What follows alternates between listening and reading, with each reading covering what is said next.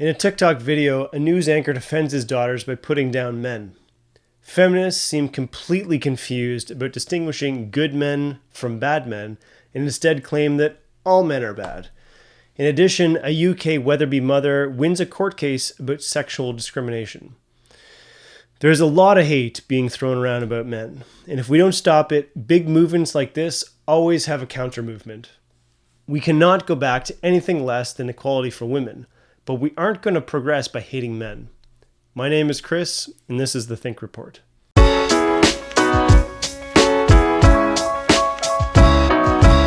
In a TikTok video, Matt Austin, an evening anchor on News 6 in Orlando, tried to defend his daughter's decision to wear revealing clothing to their prom. In defending them, he totally threw men under the bus.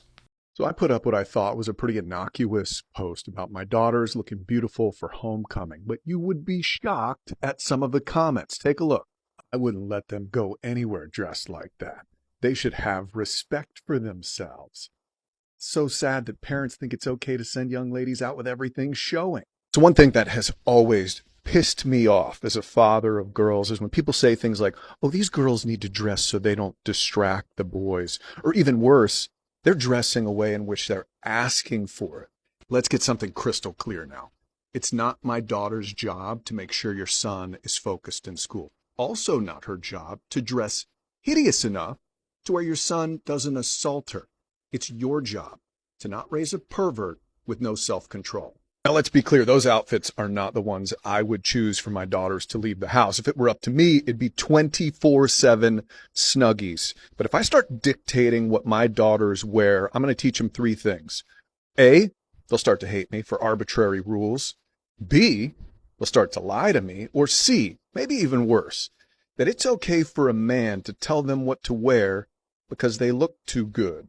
And that ain't happening, Karen. But you know what would really disappoint me? If my girls grew up to be the kind of adult who goes on social media and demeans a teen's appearance on her father's Facebook page. Now, that's what I call trashy. So as you can see in the video, the comments he referenced had nothing to do with boys. But he pivots and says, So one thing that has always pissed me off as a father of girls is when people say things like, oh, these girls need to dress so they don't distract the boys. Or even worse, they're dressing a way in which they're asking for it. what the hell? No one said it was. None of these comments this asshat posted in his video even mentioned boys. It wasn't boys complaining about this guy's daughters. It wasn't even women complaining on the behalf of boys. It was women complaining on the behalf of themselves. All four comments referenced that the women thought the clothing was inappropriate. These girls going to homecoming dressed in miniskirts have nothing to do with boys paying attention in math class. These aren't even the same thing. It sounds like this guy's embarrassed that other women don't like that his daughters are pushing boundaries. Instead of defending his daughters properly, he decided to take it out on boys. There are two things wrong with this situation, and neither one of them are the girls' outfits or the boys. The first thing wrong is this asshat needs to understand what feminism is, at least in the traditional sense. Feminism is not about hating men. That's sexism, which this guy also needs to understand better. Feminism is about equal rights, equal pay, and flexibility in the home, because sometimes it does make sense for the father to stay home and for the mother to be the breadwinner. We form opinions of each other based on the things that we do. If someone says smart things, we think they're smart. If someone steals something, we think they're a thief. If someone dresses sexy, we think they're sexy. What do you think people think about your kids? Do you want people to think them as sexy?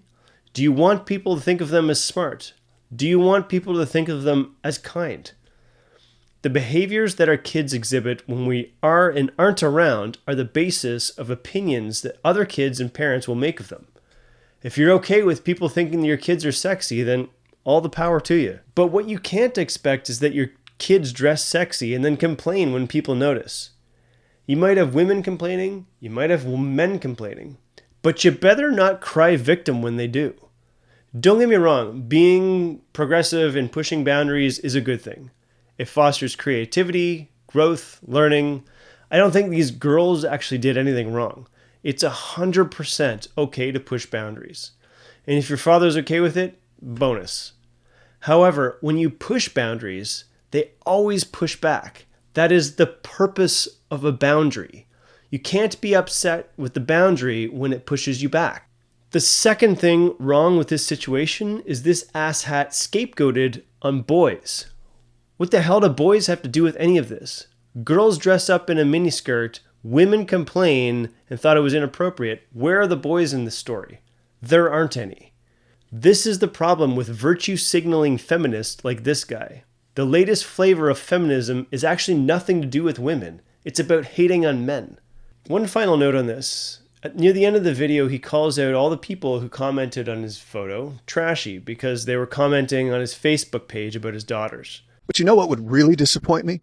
If my girls grew up to be the kind of adult who goes on social media and demeans a teen's appearance on her father's Facebook page.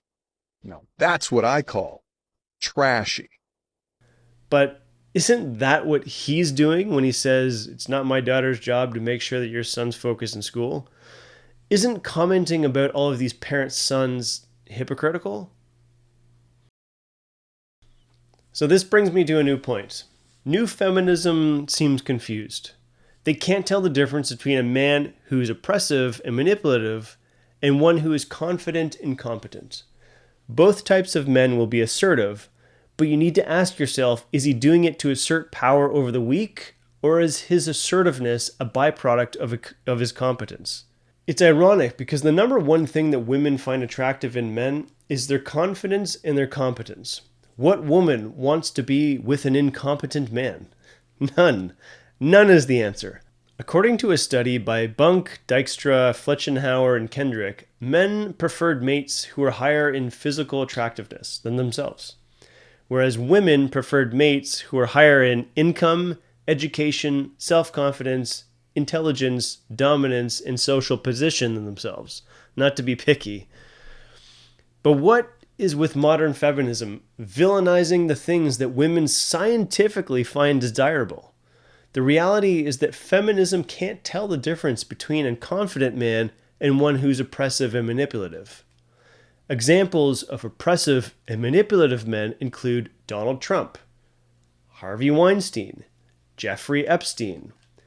Examples of confident men who have been erroneously labeled as aggressive and manipulative are Sam Harris, Jordan Peterson, and James Damore. But instead of actually putting thought into determining the difference between these two groups of men, New Age feminism is waging an all-out war on all men. Very few men are Harvey Weinstein. Determining if someone is good or not should not be informed by their sex. You need to look at the individual. There are nearly as many bad actors in both sexes, and putting labels on things have a tendency to cover up the content. In the UK, a Wetherby mother won $60,000 in court over sexual discrimination. Representing herself, wow, she took her former employer to court after she took maternity leave and upon her return was given a completely different job than what she had when she left.